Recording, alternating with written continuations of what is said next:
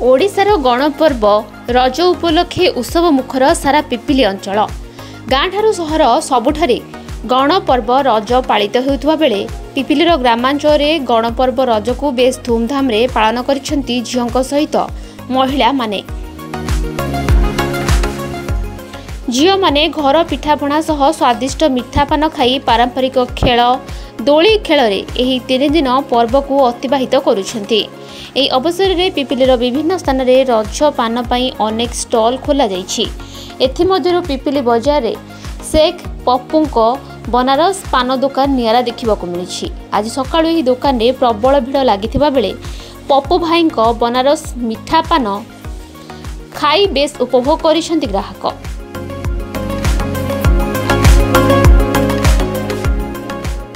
सेथिपाई से सुदूर कलिकतारू मिठा पान संग्रह करिथिबा बेले प्राय 50 ऊर्ध्व मसला 6 प्रकार चटणी गोलाप जल कस्तूरी रे प्रस्तुति करिसेंती एई बनारसी रज पान। एने से 5 जण युवकों को एथिरे नियोजित करिथिबा बेले भाईचारा पिपिली सहर रे एही भली दुकान खोली से खुशी व्यक्त करिसेंती।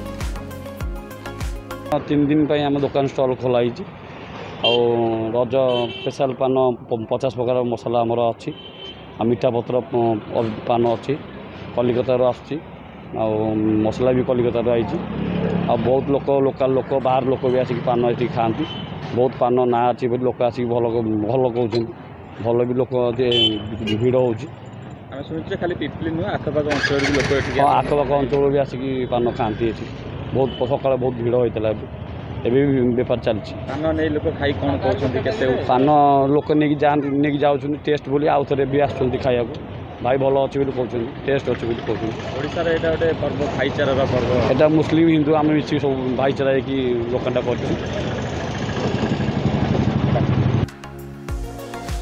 सेपटे आज पहली रजरे विभिन्न गाँ गहली रे ओडिशार गणपर्व रज उत्सव को धूमधाम रे पालन करथिबा बेले पिपिली अरुहा कंटापड़ा ग्रामर झियो बहु माने वर्ष वर्षर एही पुरातन परंपरा को भूली नाहंती। रज पालन रे रज दोली सहित पुचिर मजा उठाइबा और परस्पर को रजपान खुआई रज पर्वर मजा उठाइछंती। सकाळ उठी गाधेकी समसी मुंडिया मारिकी पिठा सब खाइकी एठी आसिकी दोली खेलुचु आ बहुत मजा भी होउची। वर्ष भाई माने दोली लगे देसंती आ सजै भी देसंती। आज तो पहली रज जेहेतु एत दिन पर आसी बहुत धूमधाम रे पालन होइची। मैं दोली भी खेलुचु तापरे पुची खेलुचु लूडो खेलुचु तापरे एमती सब चलची आ।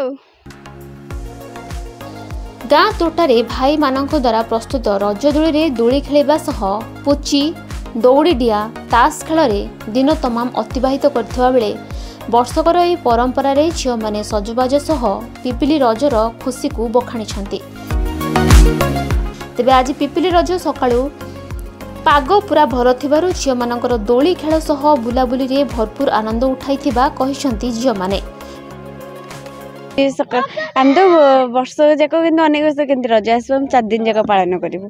तो आज रज आली पूरा मेहंदी मेहंदी कर नुआ ड्रेस सब आनिक थोक रखी तापर सका जल्दी उठिकी भाई मैंने काल कहीदे आम दोली लगे आम गले खेलू बोली तो से काल भी दोली सब लगे तो सका जल्दी उठिकी गाधे पदे सारी नुआ ड्रेस पिंधिकी समस्त मुंडिया मारिकी खाईदे आसलु दोली खेलु सांग सहित फटो उठा उठी कलु तो दोली खेलुचु समस्त खेलु समस्त ये करछु मजा मस्ती। आम सजबाज दिन मेहंदी फेंदी करी सब मजा मस्ती हुए। तापर दिन पहली रज से दिन भी पोड़ पिठा हरिका घरे था बहुत मजा हुए सांग होइकी बारियाड़े आसिकी दोली खेल हरिका हुए से बहुत मजा लगे।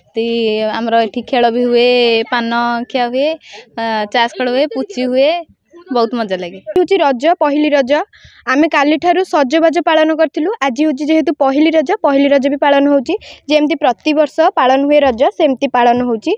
आम गाँव रे रज बहुत धूमधाम रे पालन हुए जेहेतु वर्षक थरे आसे तो आमको बहुत खुशी लगे जेहेतु 3 दिन बहुत आम पालन कर 3 दिन जेहेतु आम पालन करूँ कारण 3 दिन होची आमर खुशी दिन।